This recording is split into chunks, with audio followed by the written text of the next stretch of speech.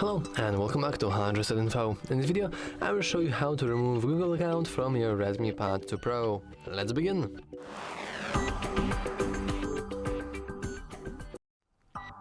First of all, let's simply head into the settings.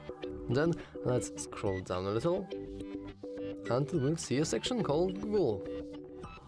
As you can see, you can clearly see that we are currently logged in with our account. Now we can go here into that arrow. Let's go into manage accounts on this device. And we have our accounts being, of course, Google. We can click it. And if we scroll all the way down and then click these three dots, we finally have remove account. So once again, I will go over how we can actually get here. So, settings. Then scroll down a little. Or maybe it's in here. No, never mind.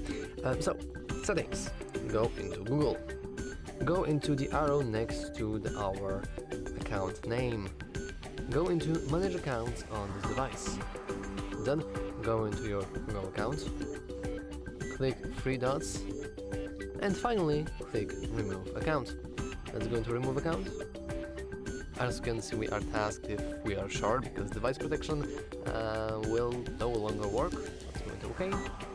And before we actually removed it, we first need to input our current lock screen password.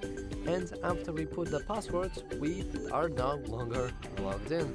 And we can clearly see that by, for example, trying to go into our Google Play Store or basically anything Google related, that our account is no longer available. Now, of course, this didn't really remove the account itself, it only removed the account from our device, and your account is still very well, it's very happy there in the Google servers.